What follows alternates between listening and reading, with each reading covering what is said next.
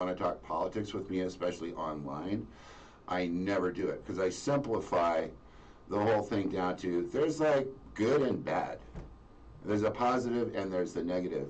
And some of the imagery of things that happened in the Grammys in the last like 10 years or so, like Lady Gaga with the meat suit. She wore like a meat suit. Yeah, I remember and that. then there was Miley doing all these dark kind of weird kind of satanic, I don't know what other word, and Ariana Grande had a couple of videos like that. And it literally gives me the creeps to watch those kinds of things because I can feel how disconnected I am from that energy. Yeah. And I don't want to connect to it because if I let that energy in and it starts to rule my world, then all you're going to get is depressing albums out of me from now on. And then it'll be like this when you walk in. Like, da-da-da-da. Da-da-da-da. So, you know, but I think it's just one of those, cause I watch your show from time to time when I'm, have time from LA and the beach and everything, and I'm super happy to see you just carrying on. You know, yes. It's such a cool vibe. You're all bright and sunny and cute and everything. You have your show too, Planet Mullens, if you guys haven't checked it out. All right, I have my own podcast. It's at youtube.com/Planet Mullens. Yes. In my podcast, yeah. Yes, and you have like tons of cool people on your. They're cool. Yeah, and it's always a good time too. It is, yeah. You're always bringing a good vibe and laughing and going on. It's great. It's awesome. Yeah, we haven't had one bad guest so far, and I was really worried with this couple of classical artists because for you people out there that, don't know much about classical music or whatever, like I have a really broad range of influences. I played a lot of classical music. I've been in orchestra, and I don't like opera, but I appreciate like really intricate things. And most people think like, well, Beethoven, Mozart, Wagner for the operas and this and that, but classical people are known for being just so serious. Yeah. Everything is so serious, right? So when I had Dania Vlase, who was up for a classical vocal Grammy at her first time on my show, which is last year, she was kind of, apprehensive because we never met in person, and I was just starting the show, and then plus she's like unbelievably hot. She's one of the most beautiful women, like she should be a freaking statue. And right? then Rob was like, she's on Planet Mullens. And what I did is I got on there, and I was just trying to break the ice with her on the show. So you were talking about this, not the other thing, and I said something like, do you ever laugh? Do you ever smile? When was the last time somebody told you a joke? Like, I just said that. Yeah. And she was so surprised, and then she started laughing, and then I told her a joke. And then from then we were good. Yes. So now she knows if she's going to come on my show, I'm going to be saying outrageous stuff that like the classical radio station's not going to get near, like NPR is not going to get near. Yeah. Kind of stuff that I'm going to say, because NPR is going to be, what kind of baton was the conductor using when he was conducting that final movement of the Sirens, your brand new album, Mythologies? Right? And I'm saying stuff like, okay, so I listened to that thing with all those high sopranos. I can understand why all those sailors crashed into the frickin' island listening to that stuff in the mythologies. Man, I saw you two girls coming at me from the sky, I would freak out too, right? Yeah. So happily, luckily for them, they won. Yeah. Yeah, they won. They won Best Classical Vocal Choral Album. Oh, nice. Which was really an awesome thing for me because now, like, we've met and we're all friends, and there's three singers. There's Sangeeta Kaur, who's the biggest singer to ever come out of the country of Vietnam. I don't know if you knew that. No, I did not. And there's Dania Vlase, who is Greek and French. Okay. That's why she's like so interesting looking. Yeah. And she was, dad was Greek and her mom was French, and she speaks all these languages and she does all this stuff, and she just has this commanding presence when she walks into a room. Yeah. It's like the whole room just goes, and Yeah. that's a big deal. And then the other one is Gila Plitman, who's a world-renowned opera singer. So it's all of them singing together and playing, and Dania writes everything. They did this amazing album and all the videos, and that's not easy, man. It takes so much money. Yeah. People say, oh yeah, well, I'm going to get a Grammy. I'm going to send my music in. Oh, good luck. Because there were 11,000 albums this year. Oh, wow. To listen to. That's crazy. And you get 3 months. So you start out, you get on your phone and calculate, okay, we'll see if I sleep for 15 seconds. Now, you're part of the Grammys. I'm a voting member. Yes. Yeah, you're a voting member. I remember that the last time you said that. Right, and I'm a Grammy nominee, too. Yes, sir. Come on. So, maybe we'll come up with a thing, and I'll win next time. He is going to win next time. That'll be fun. And I'm going to be there live. I'm going to be there. I'm going to be there out there, like, way on the outside, because they're going to be like, who is this chick? But I'll be out there in the middle of the streets with y'all, and I'll be like, I'm live from Ignite. I'm waiting for Rob, the Grammy nominee, our winner, to come out here. I'm ready to win. I mean, since I was last on, we had my party for my 40th album. And you came to that. It was nice of you to come. 40 albums I've done, folks, over a 40-year time period, and I am so grateful that I was allowed to still breathe air and have my fingers work and all that stuff. Because, I know lots of musicians, even many from back here when I used to play with them in the 80s and stuff. Dude, they've been dead already 15 years. Died last year, died 5 years ago. Heart attack, cirrhosis of the liver. That means you're an alcoholic.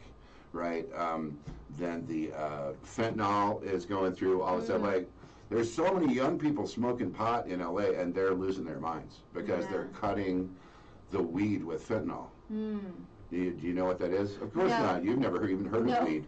Weed is a green thing that grows in the ground right in your grass. Oh, okay. Yeah, there's cottonweed and there's dandelions. Oh, I like dandelions. I know, but you shouldn't. But is it not those kind of dandelions? No, it's the other kind. Not the ones that I can pick up. No, they call them fentanyl lions. So, but it's a crisis. I mean, what's going on in the world with people and with drugs, and especially where I live in Venice, it's kind of known as a town where everybody's kind of getting high. And I realized on 420, which was like 2 nights ago, I was here in Colorado, and 420, which is the big, every year, that's the big day for all the, I just call them Weedies, is what I call them now. Stoners, they used to call them stoners. Say that now, Weedy. Weedies, W-E-E-D, I-E-S. I had a girlfriend in 2018 that cured me of weed, and that was her nickname, Weedy. Weedy? That's what we all called her. She would be up in the morning, we're like, dude, it's 7 a.m., come on. Yeah, and you can't do that, and then now, I missed 420 altogether. Like, I found out the next day, I looked at my thing and people were like, what did you do for 420? I'm like, oh, I guess I outgrew it. What did I do? I didn't do anything. I grew up.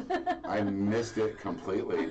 But I've been having fun while I'm in town. I went down to Rhino last night, that area. Yes. Yeah, and the only way they let me stay there in my age range is I said I was your friend and you're on the way. I was almost there. Yeah, I was almost the oldest person there.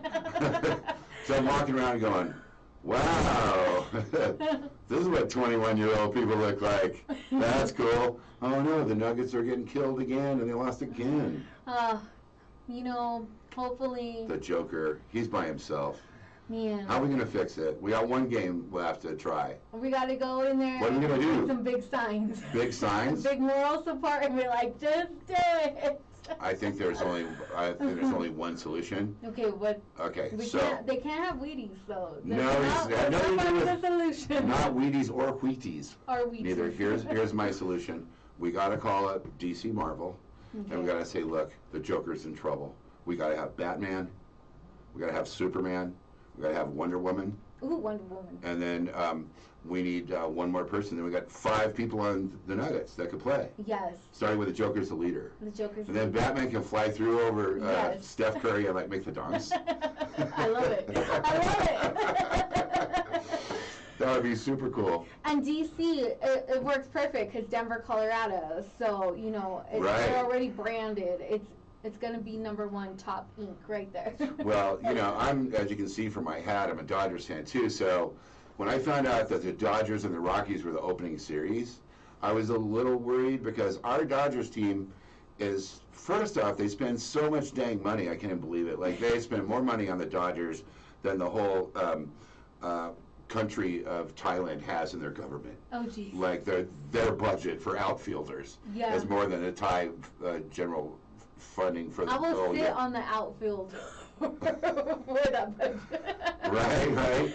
I don't know, but they have all these great players, and there's a history, and I watched them, the legacy and everything. But then I thought, we might get our ass handed to us on the opening day and in the series in Denver because of the wind. And the wind is blowing like a SOB right now. Yes, I was saying that when I came on the show. I was like, "Ooh, I was getting blown away out there." It's like it was all calm for a second, and then it was just whoosh. I know, forget about it. So we're watching the game and everything, and the Dodgers are just not doing it, and the Rockies are like, "We don't need oxygen. We're the Rockies, dude." You know, 600-foot home run. That was on Mount Evans. Beautiful. And then the Dodgers came up, and the only way they really won that one game of the 3 that they won is that I think it was Chris Taylor or Justin Turner hit an outfield ball to left field. Yeah. And it was just like a totally routine ball. Yeah. But the wind came up, and the fielder's like running all the way to the track, and the wind just grabs the ball and goes, boop. And it drops straight down to the ground, and the fielder's like 20 feet away. What? And it was an extra base hit, and yes. that's how they scored. But now the Dodgers are killing it. I think they're 9-2. You know, my son's a Dodgers fan. So oh, okay. We go back and forth, you know, Rockies, right. Dodgers. Right. So if I go with him to a game, I have to sit on the other side with what? him because that's the only way he'll go with me. The Dodgers are playing, so he's got to sit on the guest side. Ah, jeez. So I'm like the only Rockies fan in a sea of Dodgers, and a sea really? of blue over there, and I'm like, here go Rockies! And then it's like our hometown. Right. Well, I was that way with the Broncos for a while too, and of course the Raiders that were like the LA Raiders, or they're the Oakland Raiders, or the Las Vegas Raiders. It's like, geez, get over it, guys. Just pick somewhere. Pick somewhere. You know, and then what happened to the whole deal about you can't have the Washington Redskins anymore? Because there's some guys on a reservation that are all butthurt about that. So then they started calling it the Washington football team. Washington. And the Washington football team. And then they had laws and legislations and committee meetings and many people upset and lots of speeches and stuff. Now they're called the Washington Commanders. Oh. But I don't know what that is. Like, I'm at the stage in my life, if it's not called the Redskins, I don't know who the heck it is. I'm like, is it Command, like from the movie Scandal? Are you talking about that kind of Commanders? The Command?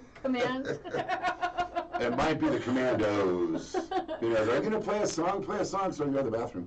Oh, you could go. Okay, we're short intermission. Go ahead, go run. No, they'll play something, start something up. Oh, but then I'm live, so you could go ahead and sneak out. And then we're not live? We are live. Oh, then why should I go? Oh, well, because... Are you kicking me out? No, you said I'm you just going to the bathroom needed to right go. here, just like a truckers do. I mean... They carry those things with them. I have a cup No, over it's here. okay, man. If you need to go, you could go ahead and go. We got a live audience.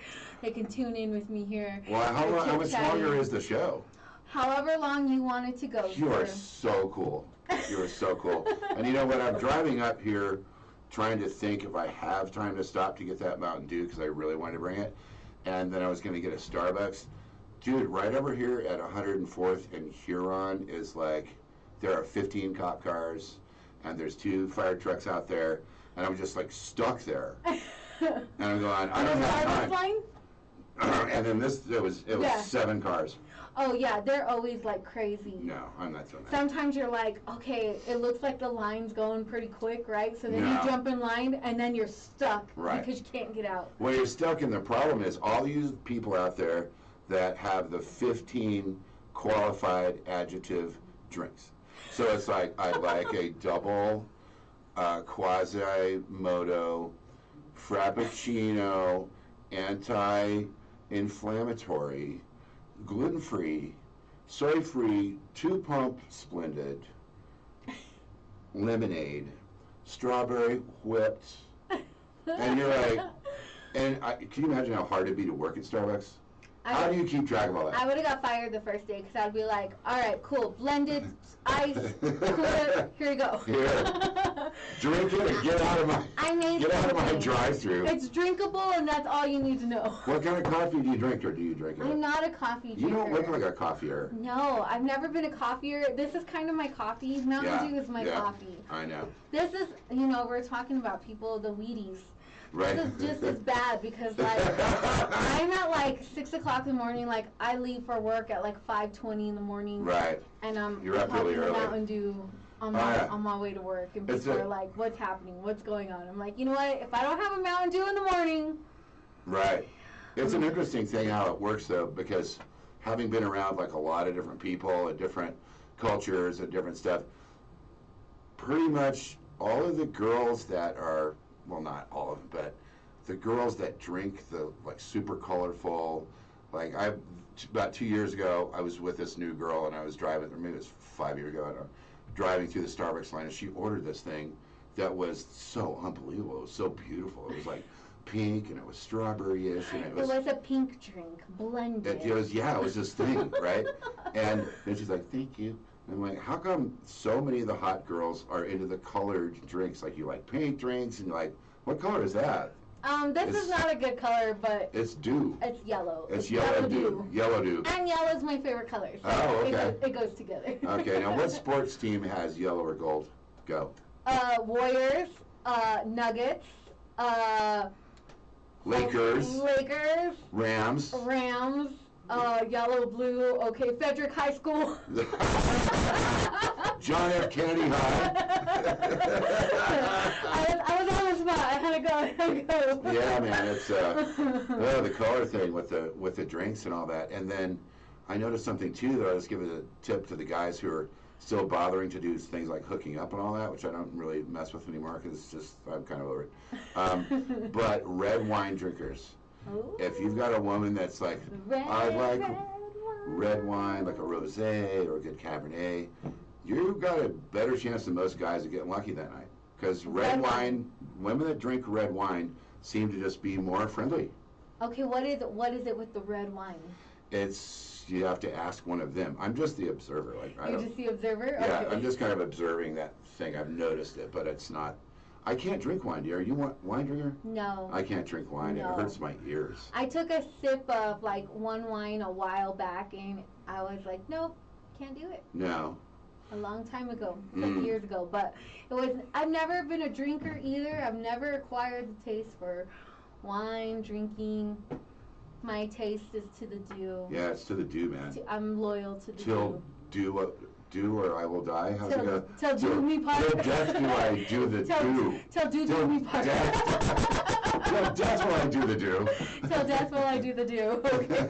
I said this will probably be the one thing that kills me. Yeah, well, everybody's got to have their thing, but moderation is really a key thing too, and that's what I try and tell any of these people out there that are my friends. Like a lot of my students during the COVID thing, they got so depressed. And I was really depressed too because I had no gigs for 2 years. Yeah. Like I couldn't go anywhere, I couldn't do anything, and my entire life I'd played at least a couple of nights a month. Yeah. Sometimes 25 nights or 30 nights or, with the happy hours and all the other little things and church gigs. And then nothing for 2 years, and you're just going, oh my God. And, there was all these people trying to do online shows and stuff, and I wasn't really into the live online thing, mostly because I didn't have a space with a piano and all the sound stuff and the lighting that would look like I have my own PBS specials and stuff. Yeah. So I don't want to get on there and it's like, oh, well, look, there's there's antlers on the wall, and like his piano's crooked, and the computer looks a little dirty. Well, did he shave today? I'm not down, man. I just was like, no. You're like, not going to do it. Not going to do it. So what I did instead is I did the show to help my friends. Yes. Because that was the whole premise, is that we all started calling each other. It's like, dude, you have any work? No. What are you doing? I don't know. I'm just drinking, or weeding or whatever, just like sitting in my house. I'm having Wheaties, drinking. And so I started going down my list, and I was like, dude, I know so many people that are so famous and such nice people. Because usually it's the jerks that make the news, like that slapping thing at the Oscars. Okay, it was at the Oscars. Okay. It wasn't at the Grammys. I know. I was going to ask that. I was like, wait, hold on. Were you there for the slap? No, and I'm glad that I wasn't, because I'm not into that show. I'm not in the organization, and, that's one of those things where you got to kind of wonder, and you probably wonder this too. It's like, okay, each one of these people has so much more money they could ever spend in their whole life, and they're going to go punch each other on the show instead of help other people or do whatever. Yeah. And people ask me that kind of stuff too. They say, well, Taylor Swift is doing a benefit concert, and she's going to raise $100 million. So, Rob, where's your benefit concert? I go, dude, I'm not Taylor Swift. I'm not selling 5 billion units every couple of years. I'm not sitting on a mountain of money. Yeah. I'm just doing the best that I can with the resources that I have. But you start looking at it on a deeper level, well, you got a guy like Jeff Bezos. Mm-hmm. Why is he not funding, Bibles all over the world? And if he wants to do Bibles and Qurans, I'm fine. You know that's the #1 book stolen? I just thought I'd throw that in there. The Bible? Mm-hmm. Yeah, you know why? Because everybody needs a word. Yeah, everybody needs a word, but in the old movies, like when Robert Mitchum was in, this is before you were born, in all the Westerns, that's where the preacher, when it got to the final showdown in the Western town, that's where he always had a little pistol. He'd cut the thing out and keep it in the Bible, and then they'd be there for the big thing, and the guy would open the Bible and pull it again. I never knew that. No, isn't that horrible? That is horrible. That is horrible. Robert Mitchum, he was like this big actor that my dad was a big fan. And then talking about golf, speaking of golf, just goes to show you another part of why Facebook is so stupid and people are so horrible. So I was a crippled kid in high school. I couldn't walk. I was in a horrible car accident, not as bad as Tiger Woods. Yeah. But, I mean, I couldn't walk and I couldn't do anything, and life was really bad for me in junior and going into senior year of high school, because I was a cripple limping around at basically a mixed race high school, and people were picking on me, and it was bad, and all this stuff was happening. So when Tiger Woods got into his car accident, I'm thinking to myself, I don't know why he got in the wreck or what the explanation is, but if that guy can no longer play golf, that's going to be horrible. That'd be like if I'm, if I go somewhere and they chop off all my fingers and I'm done, it's like I would just be suicidal. So then Tiger comes out to play at the Masters. Did you see that? Yes. Yeah. And I'm like, what? He comes out to play the Masters after 2 years and his leg was completely crushed. And I know about that. Like, they rebuild it as bone to bone and screws, and you do all this therapy and you have to swim, and then they readjust the stuff, and it's way more high tech now, I'm sure, than when it happened to me. But then I just make this really simple little post on my Facebook page saying the best thing that happened today is that Tiger Woods is playing the Masters. Because what it represents to me, he overcame adversity, he got through all the stuff, he's out there, he's not really ready to walk 4 freaking days, 18 holes. He wasn't quite ready because he started bogeying the holes towards the end. And then I'm thinking, this is great. And you know what somebody says on my Facebook? Well, you must have a really low bar set for your day if that's going to be the big high point of your day is Tiger Woods. Oh my goodness. And there's a guy I've known for like 30 years. Yeah. And I just when he lives in the Bay Area, I just want to drive up there and like club him with a 9-iron. You know? Yes. What are you doing, man? Just be nice. Just bring your stealth with you. Bring your stealth Mountain Dew and the fire extinguisher. All over the place. Well, who was on your show last week? What's been happening with the show? Oh my gosh, who was on my show last week? I bet you can't remember. Who was on my show last week? I can't remember. Like, I can't remember the last time. Okay, let me tell you, Rob. I'm getting up there, okay? I'm almost getting to the 40s club, okay? What? And I'm like, y'all, I can't remember nothing. You could tell me something like 20 minutes ago, and I'm like, hold on. Let me check my mental notes, because I'm not sure what happened. When I first... 20 minutes When I first found out about your great nation here in streaming nation and everything on Facebook, Henry was like posting all this stuff, and I saw your picture on there. Like, wow, that girl's hot, man. She must be about 23. So then Henry and I started talking, and I ended up doing the thing, and then I met you, and I was like, no, she might even be like 22 or something, because she's like, you're really beautiful in person, you know? Thank you. And so I said the same thing to Cindy Crawford, and the bodyguard hit me, so, but... well, no one's going to hit you. Okay, but the thing was, is that then I found out you had a son, and then I found out how old your son was, and I was like, this is the same thing that happened when Jesus was born. You're like, what's happening? This is a virgin. I just like, this can't be that the son is that old already. And it's, as the years and the decades go by, this one bass player friend of mine, Larry Anthony, he plays with Pablo Cruz, right? Yeah. And Larry and I have been in studios for like 30 years doing stuff, and I remember he called me when he turned 45, and it was like a crisis call. Yeah. And you know how your friends call you up and they're like, oh, dude, This is horrible. It's me. I'm that friend. Are you that? You can call me anytime. I want to take your calls. Okay. I just let it go to voicemail. I'll listen to her voicemail first. So Larry calls me and see, I've worn glasses since I was 6, but Larry's always been, he's like super handsome, and you know, his look is not glasses or anything. And he calls up, he's like, dude, the worst thing, and he's so serious, the worst thing in my life happened today. What's that, Larry? Dude, I woke up and I just can't see. Like, I can't see anything. And I said, you're not blind, are you? And he says, no, but like I started trying to read like a book, and then my number's off my credit card and stuff, and I can't see it. And I said, Larry, how old are you? And he says, I'm 45. And I said, oh, this is just the beginning. You know? Yes, I mean, I'm feeling it. I got a couple of years to go, but I'm going to hit the 40s club soon. Well, it's kind of a blessing in disguise with the memory loss thing, too. And, you know, because sometimes it's great to forget certain people. And you're just like, we were talking about this at the studio a few minutes ago, because the guy who was producing said, you know, and I hadn't seen the engineer, and we all know each other for like years. So the guy said, you know, what's the weirdest thing that happens to you when somebody just like shows up? And the producer goes, yeah, like, you know, you're at a gig and this girl just walks up and says, hey, and you're going, hi. Then the other phrase that you hate is, remember me? Right? And you go, what do you say? Because after all those years pass and stuff, you're already experiencing this stuff at your age.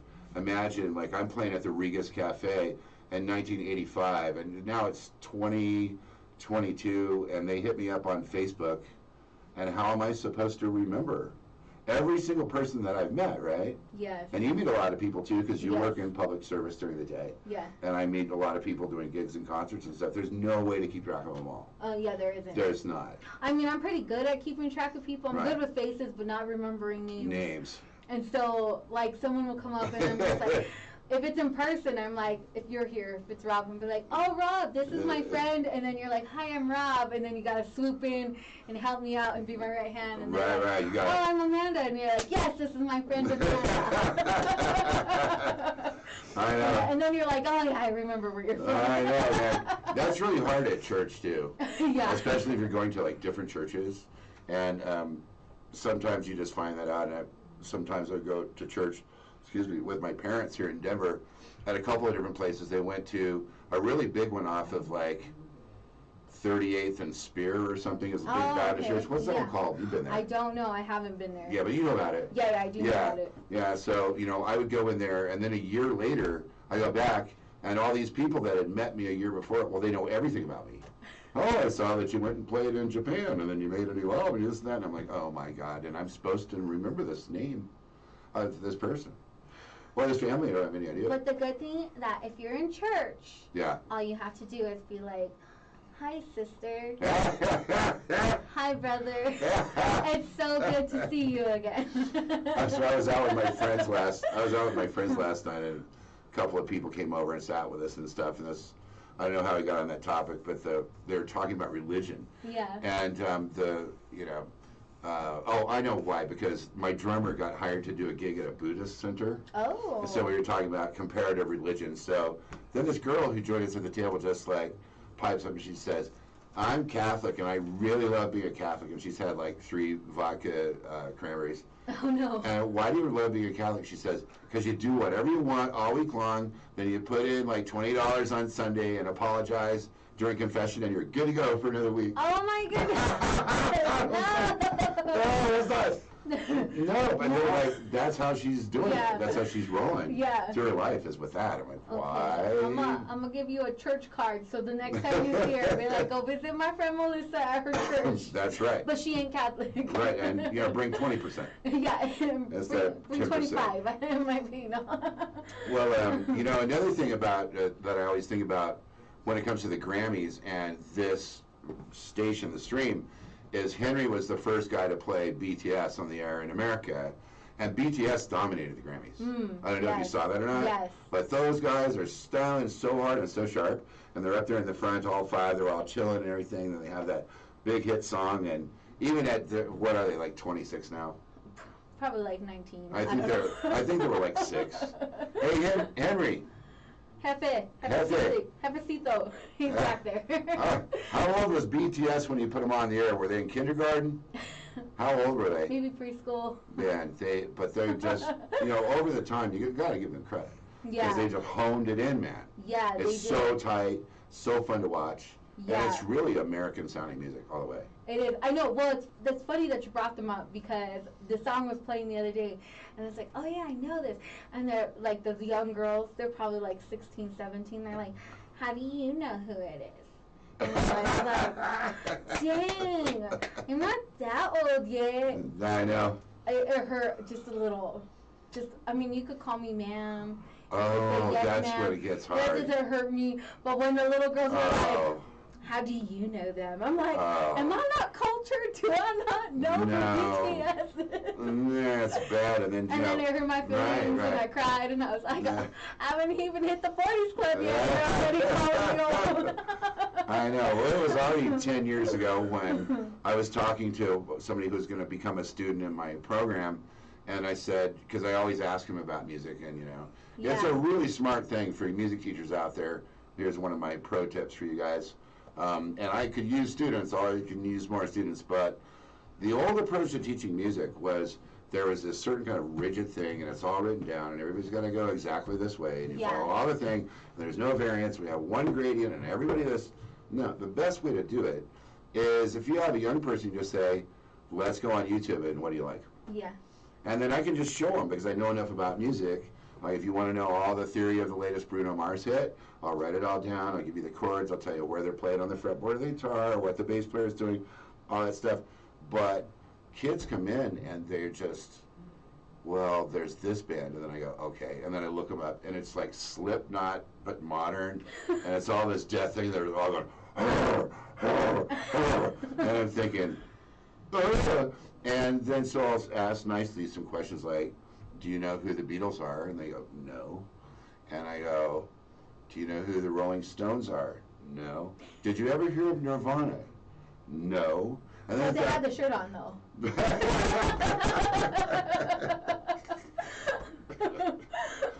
Exactly.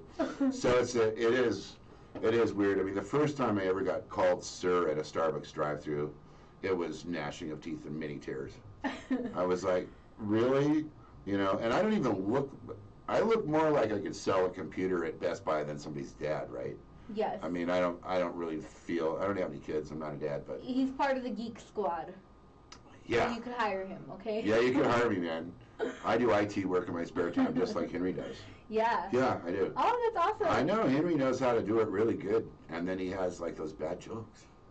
It's a weird combo, man. Yeah, gee whiz computers. Did you hear the one about the priest and the rabbi on the way to their elementary school? Hey, wait a minute. You're like, hold on.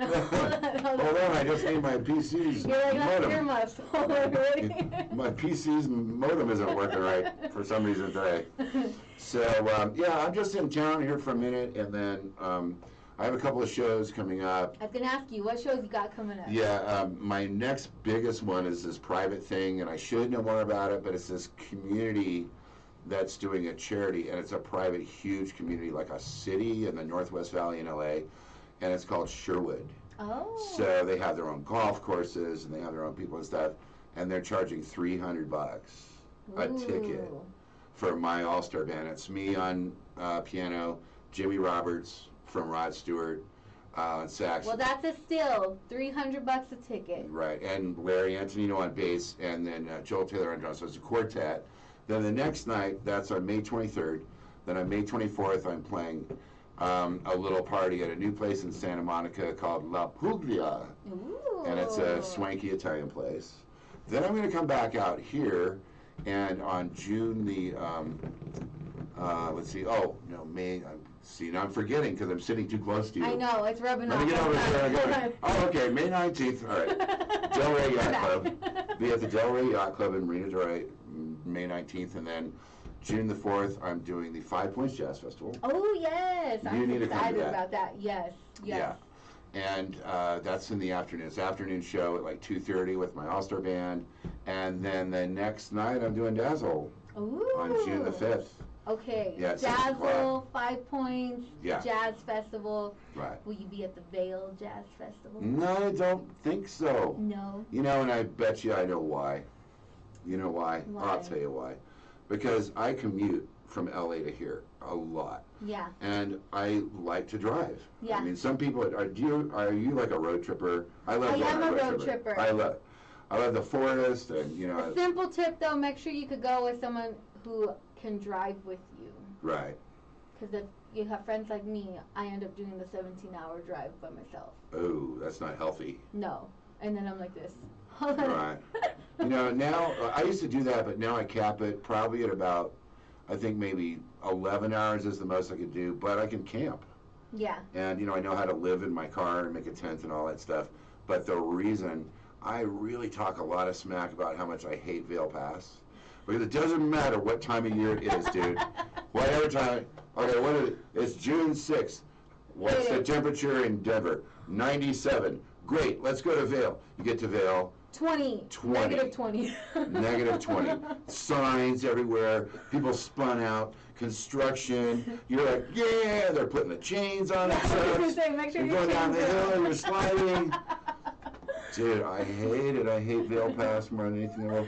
So what I started doing is I started going the southern route. Okay. And it's longer. Yeah. But you get really good Mexican food. Yes, yes. You go straight to Albuquerque, dude. Go, yes. Yeah, you go straight down 25, Albuquerque, and then you can take that. And what I like to do is I cut across on the 40 for a while. But at Flagstaff, I get off and I go this other road to Prescott. Okay. Do you know Prescott? Yes. Oh my God. Yes. That town rocks. So fun. Yes. Right, and I think it's a great town. It reminds me of what like Grand Lake used to be like, you know, yeah, and Steamboat used to be like that when it was smaller. Yeah, and smaller. Yeah, but Prescott's really fun. And then, little known secret, you can go out the 89th there, jump onto the State Highway 71, the State Highway 60, and it just bypasses Phoenix and all of these other things. You get a really easy border crossing into California, and you end up on the 10 freeway. Yeah. And Prescott's only 7 hours from LA. Ooh. So you just shave off all that time that you lost, that, you know, you would have lost it anyway if you're on Vail Pass. Yes. Vail Pass sucks. But then you're going to enjoy it. But I hear that's a good jazz festival. Yeah. Yeah, I haven't played it, so, you know, I'll have to send you up there. Well, I'm excited for you to come out here and play for 5 Points. Yeah. Yes, and definitely be at Dazzle. Yeah, the next time. We'll have more information for you guys the closer it gets, so you can get tickets, go out, support Rob, as always, because we love him here. And if you weren't at his last show for the 40th, it was amazing. Packed house both nights. Standing on the floor, too. I don't know if that was loud. Should I say that? I don't know. Yeah, standing on the floor. Standing room only. Yeah. Yep. It was amazing. So it was really you guys got to get out there, enjoy it. And Dazzle's such a cool place, too. Like, it's such a great vibe. I love the smaller vibes, especially like with artists as yourself, because you get that real intimate vibe. And the piano is so important. Like, the piano's good, and it's big enough. The stage is big enough that you can kind of spread everybody out to where they're comfy. It's not really cramped. And you know, that's a favorite venue of mine that'll always be one of my favorites here in town. And I get called all the time, like, why are you not playing at the Soil Dove? Why are you not playing at Nocturne? Why are you not playing at why not? And I'm like, dude, you know, I don't even know if the Soil Dove has a piano. I don't think they do have. They have an electric piano. Yeah. I don't think I thought they had a piano. But they don't. I could be wrong. They don't have a 9-foot grand. Not a 9-foot grand though. Dude, they it's definitely like, don't have that. The 9-foot grand that's my heart, man. And I don't think Nocturne has it. They do. They have a good piano. Okay. It's not a 9-footer. I've been there, but like years ago, like when they first opened. I went to like their grand opening. Oh, okay. It was a nice, cool little place. Yeah, I mean, I was in there last night. It was cool, but the difference for me is a lot of it is the relationship that I have with the owners. Yeah. Of Dazzle and the emotion tied into my albums that I've done, because I've done 3 live albums at Dazzle. You know, and like, you know, I feel the vibe, and they're super fair. They've been through a lot. Like, all the venues have been through a lot, but when the pandemic was going on, Dazzle actually raise the money to feed people breakfast. And they did like musician food service for months on end. They were like keeping people from being on the street. And you know, so yeah, it's not that little. It seats 300, something like that. But we'll pack it out again and have fun. And I'm bringing some new material. I was with Liam last night, my drummer, and we're working on some new stuff. And he's doing great. He moved back. In the pandemic, he had to leave. January. I met Liam. Well, all the girls have met Liam. Well, I met him at your 40th. Yeah, Liam's cool. Your whole crew is amazing. The band, they're awesome. Yeah, the band is really, really good. So, you know, I'm fortunate in that way too. And you become, you know, you go a lot of times with what you're really comfortable with, because I know Dazzle's not going to short me on the door money, and I don't have to worry about, you know, getting to know a whole bunch of new accountants and all that. I mean, that's a thing. You know, and the last thing that I really want to be doing with my time is just, let's talk a few more hours to booking agents.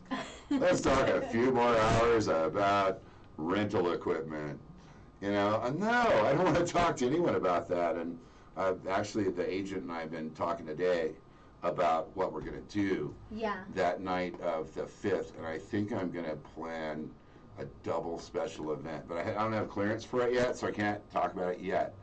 But you didn't hear that. Rewind. I'm going to be unwhoop whoop. How do you whoop whoop backwards? To whoop.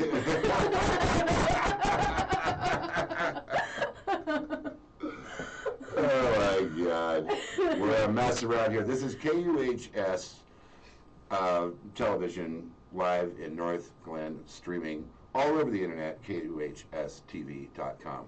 And it's not my show today, it's Melissa's show called Ignite with Melissa, and I just popped in off the street, man, and got out of the wind. Yes, out of the wind. The wind blew him in here, He had some news for us, bringing that cool jazz. Here we go.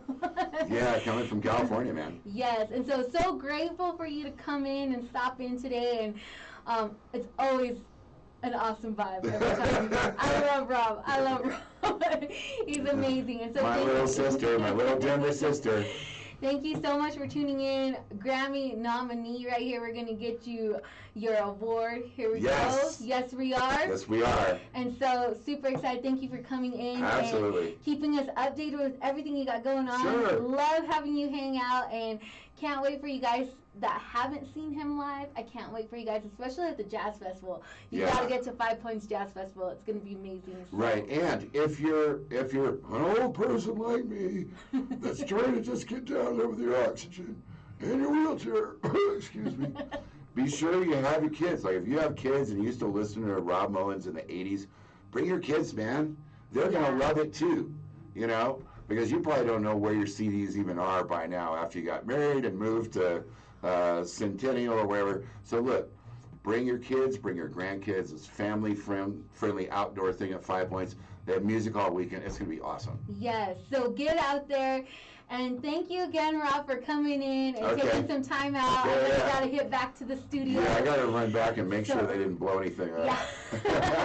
Make sure your drummers, everybody's still there. Yeah, exactly. So thank you guys for tuning in as always.